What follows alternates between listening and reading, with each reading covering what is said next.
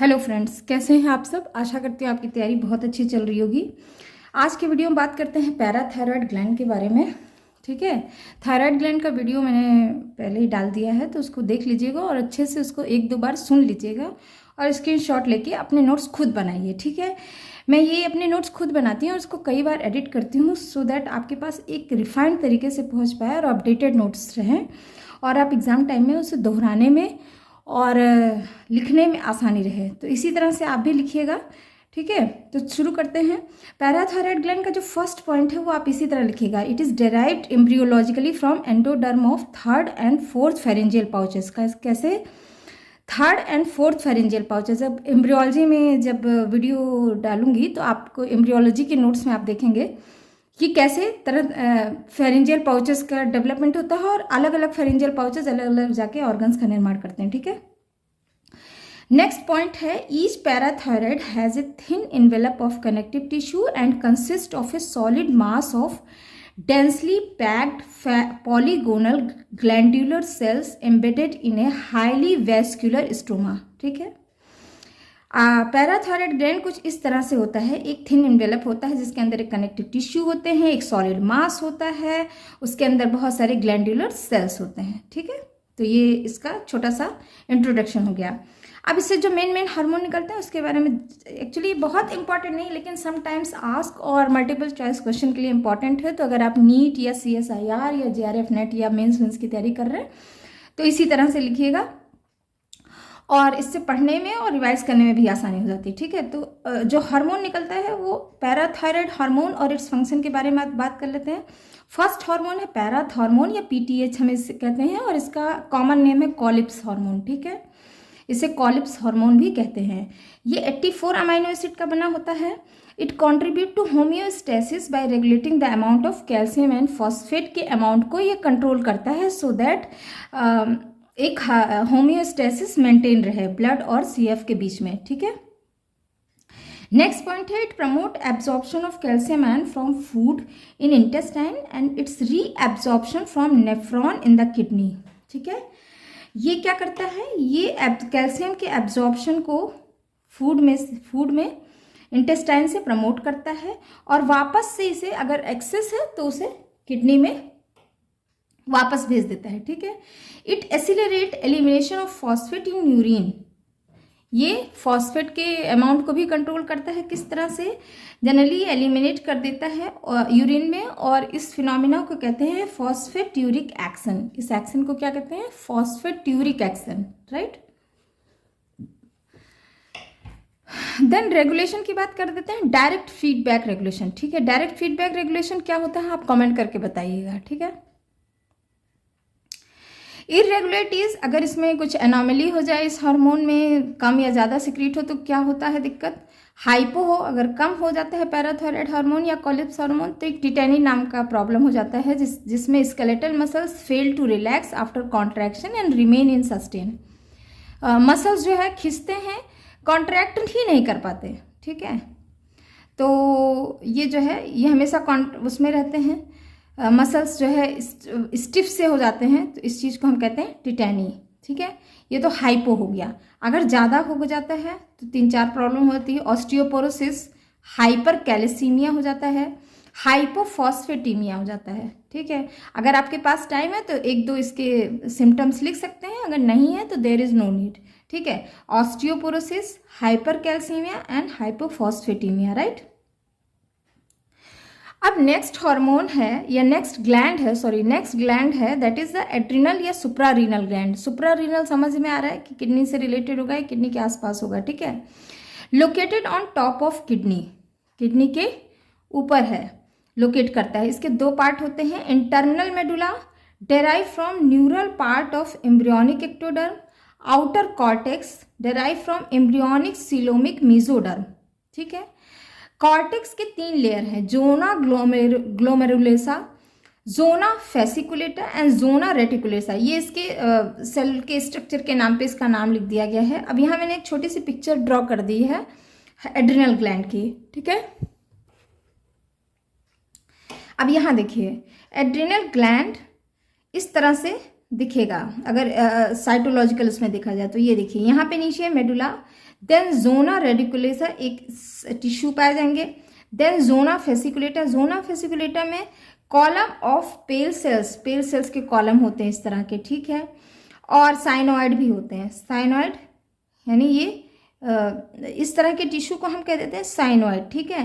अभी ये देखिए इस तरह का, तो अलग अलग कलर से ड्रॉ कर लीजिएगा। जोना ग्लोमेरुलोसा, ठीक है, ग्लोब्यूल शेप में होंगे। एंड देन आता है ब्लड वेसल्स एंड कैप्सूल, ठीक है, नर्व्स, जिसमें नर्व्स भी पाए जाते हैं, ठीक है, ब्लड वेसल्स एंड कैप्सूल, ठीक है, नर्व्स, राइट। तो ये इस तरह से इसका साइटोलॉजी है। तो आप एड्रिनल ग्लैंड में कुछ इस तरह के सेल्स देखते हैं। अब इसके सेक्रीशंस की बात कर लें, एड्रिनल ग्लैंड की कौन कौन से हार्मोन्स रिलीज होते हैं, उनका फंक्शन क्या है। तो अगर मेडुला रीजन की बात की जाए तो वहाँ से दो हार्मोन आते हैं, एड्रिनालिन या इसी को हम कह देते हैं एपिनेफ्रिन, जो सबसे ज़्यादा क्वांटिटी में है, देखिए 80%, ठीक है। नॉर एड्रिनालिन और नॉर एपिनेफ्रिन 20%, ठीक। अब ये दोनों hormone both are derive from tyrosine amino acid, tyrosine से बनते हैं। तो अगर आपको छोटा सा दिखाना है तो आप इस तरह से अपने जानकारी के लिए भी लिख सकते हैं और ऐसे भी लिख सकते हैं। टायरोसिन का हाइड्रोक्सिलेशन होता है और डीकार्बोक्सिलेशन होता है, तो ये बन जाता है क्या, डोपामाइन। डोपामाइन फिर हाइड्रोक्सिल होता है, हाइड्रोक्सिलेशन होता है और ये बन जाता है नॉर एड्रिनलिन। क्या बनता है, nor adrenaline. Nor adrenal again methyl group जुड़ता है और ये बना लेता है एड्रिनलिन, यानी मिथाइलेटेड होता है। तो पहले हाइड्रोक्सिलेशन एंड डीकार्बोक्सिलेशन से डोपामाइन बनाता है, डोपामाइन ही नॉर एड्रिनल बनता है, नॉर एड्रिनलिन ही आगे चल के एड्रिनल बन जाता है, ठीक है। अगर इसका हाइड्रोक्सी ग्रुप जुड़ता है तो नॉर एड्रिनल, अगर ये हट गया मिथाइल ग्रुप जुड़ गया तो एड्रिनलिन, ठीक है। तो अगर आप केमिस्ट्री बहुत अच्छे से जानते हो तो इसे मॉलिक्यूलर लेवल पर भी दिखा सकते हैं। अब देखिए नेक्स्ट पॉइंट है dopamine and nor adrenaline and adrenaline, इसको हम कहते हैं कैटिकोलेमाइन। क्या कहते हैं, कैटिकोलेमाइन, याद रखिएगा। कैटिकोलेमाइन के ग्रुप में 3 हार्मोन आते हैं, dopamine, noradrenaline and adrenaline, right. Function देख लो, maintain the constancy of internal environment of body, ठीक है। Regulate the functioning of all organs under control of sympathetic nervous system, regulate the functioning of all organ under the control of sympathetic nervous system, ठीक है। Sympathetic nervous system के जितने organ आते हैं वो उसको कंट्रोल करता है। अब आता है एड्रिनल कॉर्टेक्स। अब आता है एड्रिनल कॉर्टेक्स। एड्रिनल कॉर्टेक्स से जो हार्मोन रिलीज होता है, एड्रिनल कॉर्टेक्स से जो हार्मोन रिलीज होता है उसको कहते हैं कॉर्टिकोस्टेरॉइड या एड्रिनोकॉर्टिकोस्टेरॉइड्स, ठीक है। मिनरलोकॉर्टिकॉइड्स, मिनरलोकॉर्टिकॉइड्स 21 कार्बन के स्टेरॉइड होते हैं। It is secreted by the cells of zona glomerulosa. कहाँ से सेक्रेट होता है, जोना ग्लोमेरुलोसा, ठीक है। इसको एल्डोस्टेरॉन भी कहते हैं, ये सॉल्ट रिटेनिंग हार्मोन कहते हैं। क्या कहते हैं, सॉल्ट रिटेनिंग हार्मोन, ठीक है। मिनरल से ही आपको समझ जाना चाहिए कि साल्ट वर्ड की बात हो रही है यहाँ पे, ठीक है। It upgrade sodium ion concentration in ECF bye promoting reabsorption of sodium from the renal tubule, ठीक है। तो यूरिन से या रीनल ट्यूब्यूल से सोडियम आयन का एब्जॉर्प्शन कर लेता है वापस से और ईसीएफ में इंक्रीज कर देता है कॉन्सेंट्रेशन को। अच्छा, it excretion of potassium ion urine, और पोटेशियम आयन को वो एक्सक्रीट करने में मदद करता है, ठीक है। सोडियम आयन का एब्जॉर्प्शन कराता है और पोटेशियम आयन का एक्सक्रीशन कराता है। नेक्स्ट आता है ग्लूकोकॉर्टिकॉइड्स। ये 21 कार्बन के स्टेरॉइड्स होते हैं। It is secreted by zona fasciculata and zona reticularis, ठीक है। कहाँ से रिलीज होते हैं, फेसिकुलेटा और रेटिकुलोसा सेक्शन से। और इससे 2 हार्मोन रिलीज होते हैं जिसे हम कहते हैं कार्टिसोल एंड आगे चल के सेक्स हार्मोन, ठीक है। ये sorry, cortisol and कॉर्टिकोस्टेरॉन, cortisol and कॉर्टिकोस्टेरॉन। अच्छा, कॉर्टिसोल को हम हाइड्रोकॉर्टिसोन भी कहते हैं। क्या कहते हैं, हाइड्रोकॉर्टिसोन। ये क्या करते हैं, retard glucose consumption and protein synthesis. ये दोनों हार्मोन की बात हो रही है यहाँ पे।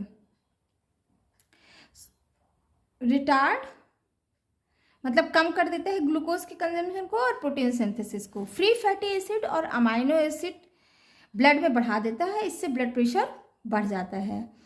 लीवर में एनाबोलिक होता है, एनाबोलिक यानी ग्लूकोज का फॉर्मेशन बढ़ाता है, ठीक है, ग्लूकोज को तोड़ता नहीं है, प्रोटीन का फॉर्मेशन बढ़ाता है, प्रोटीन को तोड़ता नहीं है, and it promote intake of glucose, free fatty acid and amino acid by cells of liver, ठीक है।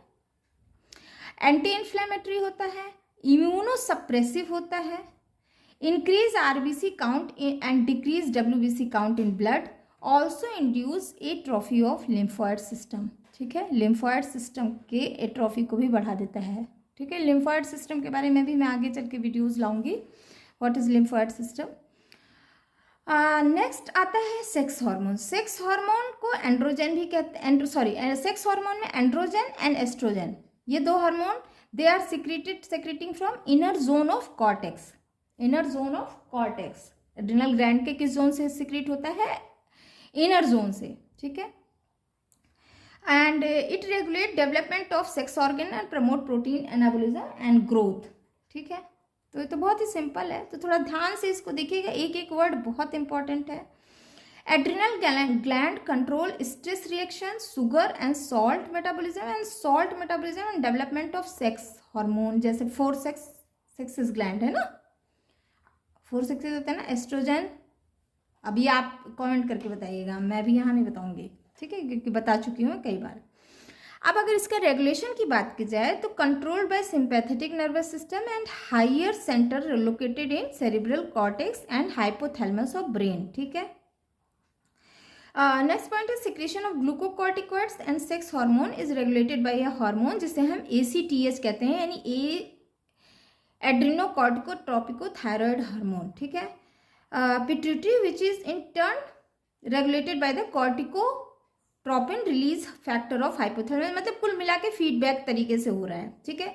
फीडबैक कंट्रोल, देखिए वही पॉइंट ले, feedback control mechanism operate between hypothalamus, pituitary and adrenal cortex. ये बहुत इंपॉर्टेंट चीज़ है फीडबैक कंट्रोल, इसको मैं लेके आऊँगी जब हार्मोनल कंट्रोल की बात करूँगी। वैसे मैं पिट्यूटरी ग्लैंड जब बता रही थी तो उस समय मैंने इसको डिस्कस किया था, ठीक है। अब इरेगुलरिटी देख लेते हैं, अगर कम ज़्यादा हो गया शरीर में तो हाइपोसेक्रेशन अगर होता है तो अंडर सेक्रेशन ऑफ एड्रेनोकॉर्टिकॉइड्स या हाइपोकॉर्टिकॉइड्स कह सकते हैं इसको। ये एक तरह का डिजीज पता करता है जिसको Edison's disease actually auto immune disorder है, ठीक है। आप पीछे देखे होंगे कि ज़्यादातर ये सोडियम पोटेशियम मतलब कुल मिला के इम्यूनिटी का काम कर रहा है, ठीक है, इम्यूनिटी को ही संभाल रहा है, यानी होम्योस्टेसिस कर रहा है, यानी बॉडी में सब चीज़, बॉडी का टेम्पो ठीक है, ठीक है। अगर नहीं ठीक है तो बीमारी होगी, और जिसको अगर हाइपो है तो एडिसन्स डिजीज हो जाता है। हाइपर है यानी कम सिक्रेट हो रहा है तो इसको कहते हैं हाइपर कॉर्टिकॉइड्स, और ये हाइपर ग्लाइसीमिया हो जाता है, यानी डायबिटीज़ मेलिटस होता है, इसको कहते हैं अगर ज़्यादा हो गया तो। और कुशंग्स डिजीज अगर हो जाता है, अगर एसिमेट्रिकल शेप में हो जाता है, ठीक है। तो ये याद रखिएगा। हाइपोकैलेमिया भी हो जाता है जब पोटेशियम की डिफिशियंसी हो जाती है, क्योंकि अगर कम सिक्रेट होगा तो पोटेशियम एब्जॉर्प्शन कम हो जाता है। अच्छा, सूडो हर्माफ्रोडाइटिज्म हो जाता है, मतलब शरीर पे मेल है तो उसको वो हो जाते हैं, ब्रेस्ट में जो है वो बन जाते हैं टीट्स वगैरह, और वेमेंस में जो है दाढ़ी मूछें आ जाती हैं, तो ये सारा कुछ। गायनो, हाँ ये देखिए गायनोकोमेस्टिया इसको कहते हैं, मतलब मेल में थोड़ा सा ब्रेस्ट का डेवलपमेंट हो जाता है, तो ये सब चीज़ें हो जाती हैं, ठीक है। तो that is all about this class, thank you so much.